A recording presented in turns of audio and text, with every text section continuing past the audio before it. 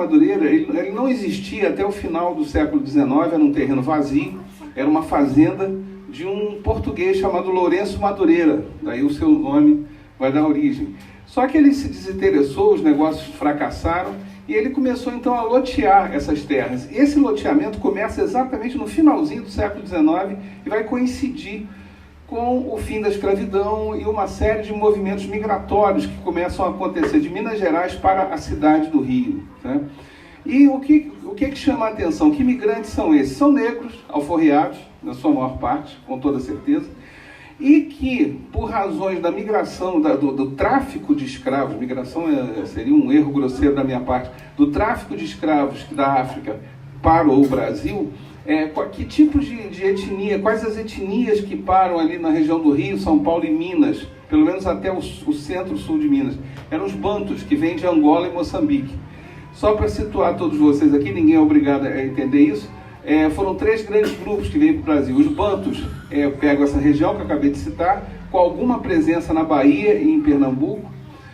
Os malês, que são escravos muçulmanos, eles vão ocupar principalmente algum tanto da Bahia, mas principalmente Pernambuco, Rio Grande do Norte e Paraíba.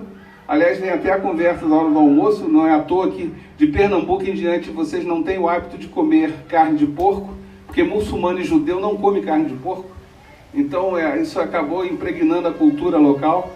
Então, lógico que o porco existe, mas não é uma coisa comum para a região, tá? É por causa disso, tá? E os iorubás, que são os últimos a chegarem, que vão pegar principalmente a Bahia, e depois vai ter uma migração lá para o Rio de Janeiro. Bom, mas vamos voltar lá no Rio. E aí, então, os bantus que ocupavam Minas Gerais e o Vale do Paraíba no cultivo do café, eles vão migrar para a cidade do Rio e vão pegar áreas que estavam desvalorizadas, porque, é claro, ninguém ali tem dinheiro, eram todos pobres, né? Homens e mulheres pobres, negros, perdão, e que, ao chegarem lá, vão parar exatamente naquelas terras que o boiadeiro Lourenço Madureira estava loteando, né? E ao chegando, a pessoa quando chega, ela migra, ela não carrega apenas o seu próprio corpo e as suas roupas, ela carrega a sua cultura também. E não é à toa que alguns elementos culturais que aparecem em Minas Gerais e no Vale do Paraíba, Fluminense, vão aparecer exatamente em Madureira. A começar por um ritmo musical chamado jongo, que é um canto de trabalho, é um ritmo de canto de trabalho, que é equivalente ao congado ou reizado. É muito comum em Minas Gerais e até algumas regiões do Nordeste. O ritmo musical é fundamentalmente o mesmo. Ora, chegando lá, isso nós estamos falando até 1890, 1900, essa coisa então esse bairro começa a ser ocupado, eram casas, curiosamente os terrenos não muito diferentes desse daqui, tá? Terrenos grandes, com criações, com plantios de alimentos, plantas comestíveis, etc. Só que algumas coisas começam a ocorrer fora dali que vão acabar afetando. No centro do Rio de Janeiro, um baiano chamado Hilário Jovino Ferreira, também negro, só que esse iorubá, ele chegando no centro do Rio, já por 1900 e pouquinho, ele gostava muito de festa, tá? E ele tinha um cortejo de folia de reis. Só que por algum motivo, lá por 1905, 1906, alguma coisa assim, tem uma confusão danada e não permitem que Hilário Jovino saia com seu cortejo no dia de Reis, que é 6 de janeiro. Obrigado, querido. E aí, ele de birra, ele fala, tudo bem, eu não vou sair no dia 6 de janeiro, então eu vou sair no carnaval. Tá? E ao sair no carnaval, ele vai reproduzir todo o cortejo de folia de reis. Ou seja, um estandarte e pessoas fantasiadas. Aquela ideia fica interessante e algumas pessoas começam a reproduzir aquilo e isso vai parar em Madureira também. Então as pessoas que tinham os seus blocos, seus ranchos de folia de reis, ao invés de saírem no dia 6, começam a sair no dia de carnaval. É isso que vai dar origem aos blocos de carnaval, tá? Um mero fruto do acaso aí, né? Começou lá com o Hilário Jovino e isso se expande. Por essa época, tá? Isso já estamos em 1910 e tal, Madureira acaba ampliando a sua população e alguns outros núcleos começam a migrar para lá. Particularmente, Diego, os judeus começam a migrar muito para lá e você tem um grande centro comercial ali, né? Tanto que chega até uma sinagoga em Madureira. Tá? Então, e você tem uma convivência absurdamente pacífica dos bantos, que aí a questão religiosa era espírita, tá? Que vai parar na Umbanda ou no espiritismo. Os judeus estão lá com a sua sinagoga, e aí quando chega lá em 1914 é que os católicos vão aparecer por lá.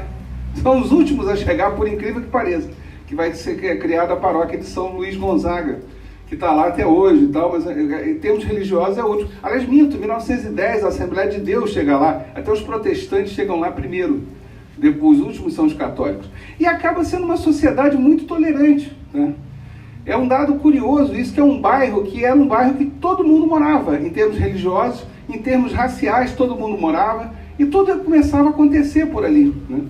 Até que chega um ano de 1923, e um sujeito que morava no centro do Rio, foi morar em Madureira por razões financeiras, chamado Paulo Benjamin de Oliveira, ele também resolve criar o seu bloco. Aí já não era mais bloco de reis no carnaval, já era bloco de carnaval mesmo.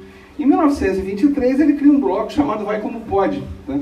Só que com algumas características interessantes. Primeiro, e aí repare, nós tivemos hoje aqui, né, a apresentação da Maria Antônia, que falou das bandeiras aqui de touros, que apenas mulheres participavam. O William chega aqui com a apresentação, apenas homens participavam. E aí o Paulo Benjamin chega e fala o seguinte: eu quero homens e mulheres aqui, tá? Só que, como é que eu vou convencer as famílias? Por favor, nós estamos falando de um bairro, 1923, tá? Bairros de pequenas, eram quase chácaras que tinham, tá? Não tinha muita coisa nisso. Já tinha até uma estação de trem e tal, mas nada muito além disso. Como é que eu faço esse negócio? Como é que eu boto mulher aqui e a coisa fica direita? Ele começou a bater de porta em porta na casa das famílias e pedir aos pais para que eles deixassem suas filhas participarem, com a promessa de que, terminado o desfile, ele levaria todas elas de volta para casa. Isso em primeiro lugar. Em segundo lugar, já tem um ritmo novo que tinha começado em 1916 e começa a se transformar na década de 1920. É um ritmo musical que talvez vocês tenham ouvido falar, chamado samba, né?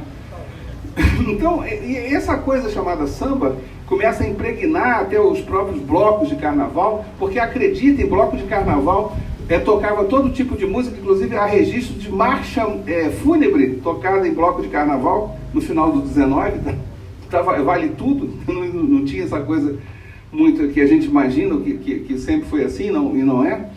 Mas enfim, o Paulo da Portela, então, ele consegue então colocar as mulheres desfilando no seu bloco Vai Como Pode, e mais do que isso, ele começa a perceber, e aí é interessante, aí eu me lembro da palestra de ontem, da Nadir, que fala da imprensa, uma pena que o Franklin não esteja aqui, talvez ele gostasse desse comentário.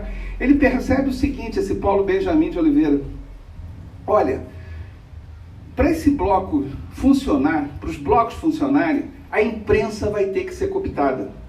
Eu vou ter que conversar com a imprensa, tá?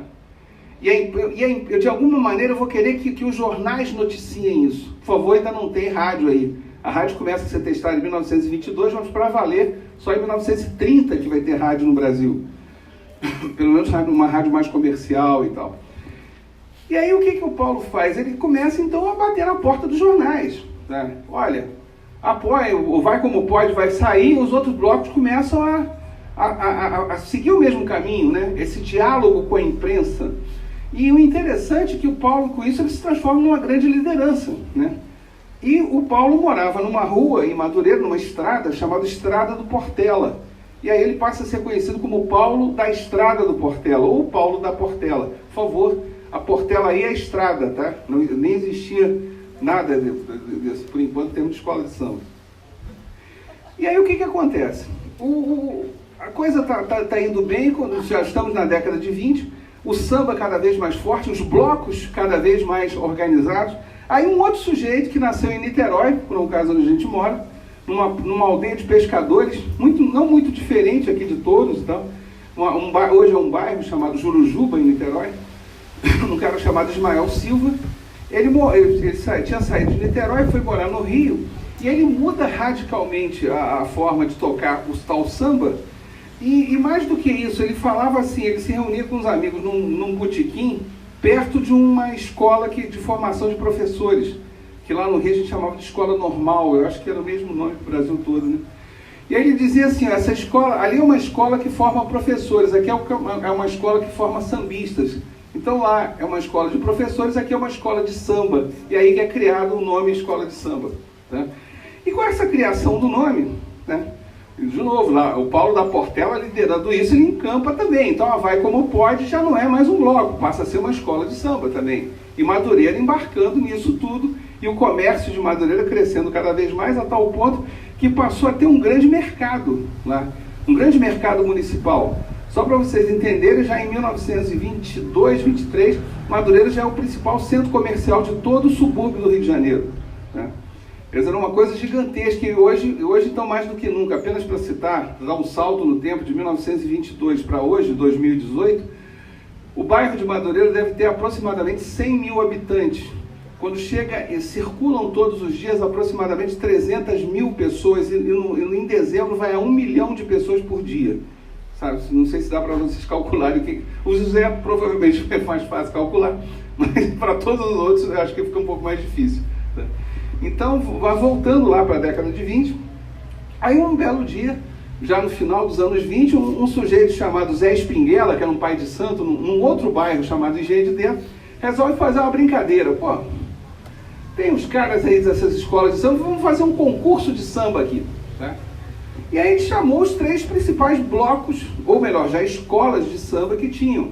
O pessoal do Estácio, liderado por Ismael Silva, tinha um morro lá chamado Morro da Mangueira, e aí com um cara chamado, que tinha o apelido de Cartola, o outro Carlos Cachaça, então eles foram para lá também, e o pessoal de Madureira, Oswaldo Cruz, liderado pelo Paulo da Portela.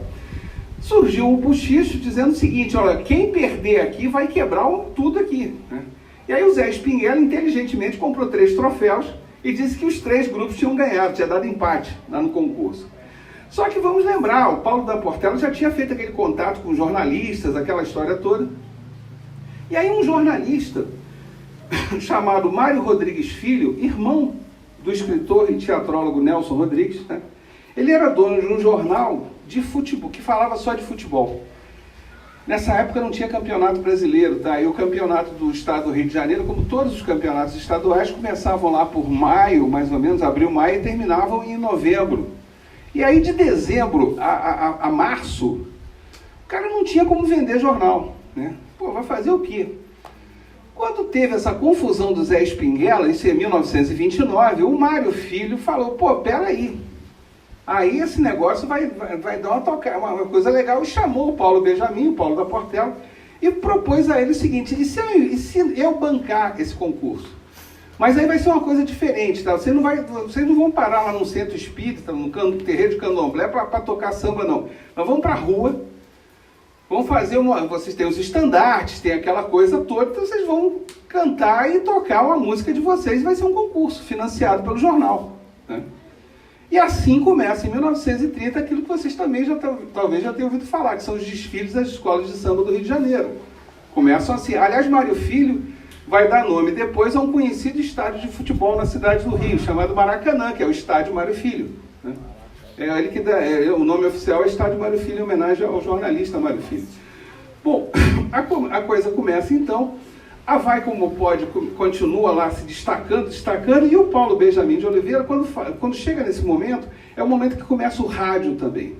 E aí o Paulo Benjamin chega e fala o seguinte, olha, além de toda a organização que a gente já conseguiu aqui com a Vai Como Pode, além de todas essas coisas que a gente está conquistando, precisamos fazer uma outra coisa, tá? O sambista é muito mal visto, tá?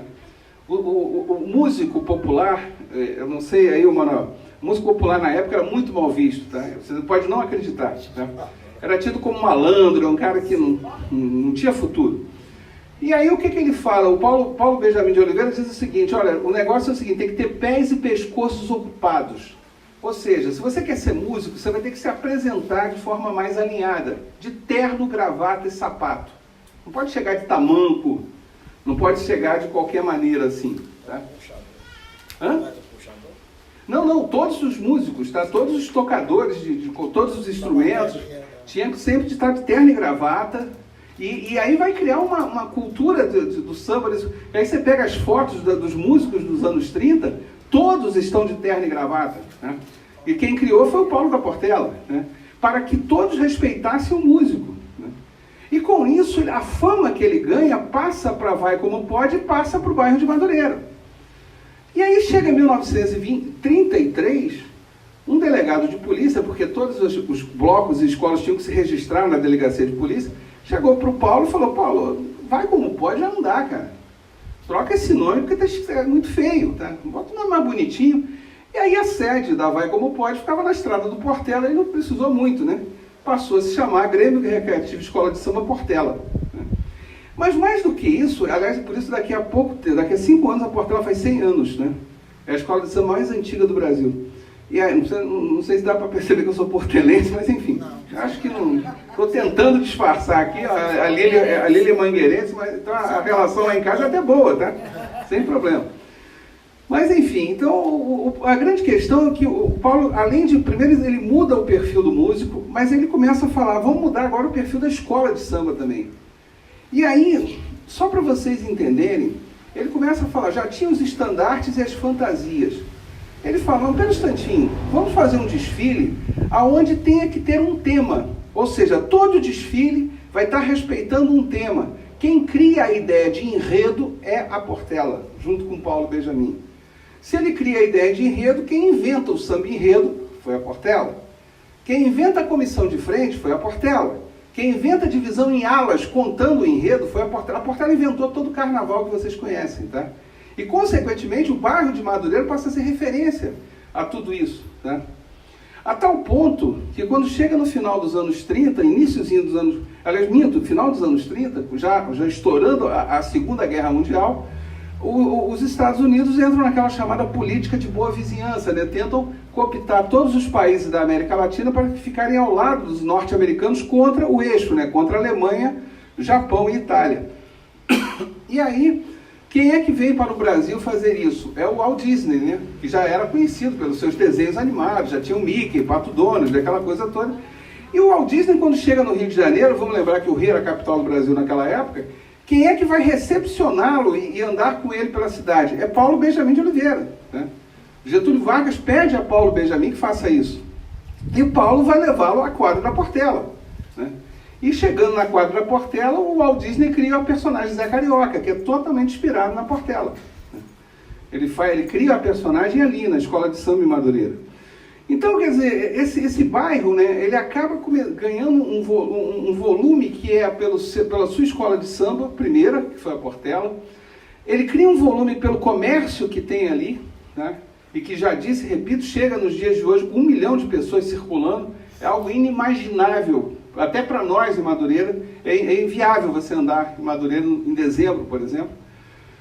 E curiosamente, numa relação...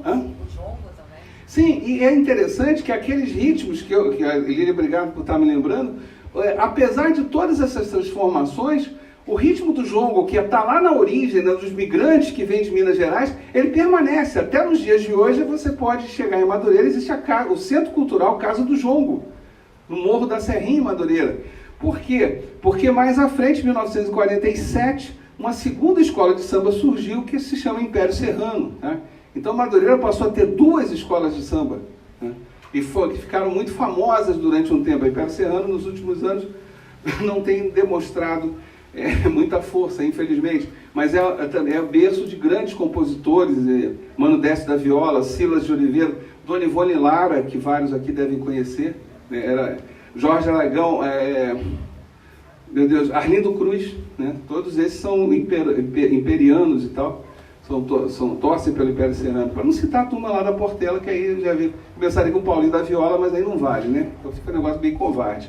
Mas de qualquer maneira, o interessante desse bairro, e aí eu encerro a minha apresentação, é que vocês pensem bem, começa com a migração de escravos alforriados, pessoas pobres que chegam para lá, que precisam sobreviver, aí cria-se um pequeno comércio, esse comércio cresce, é por causa do trem, aí vem a música, vem o carnaval, tá?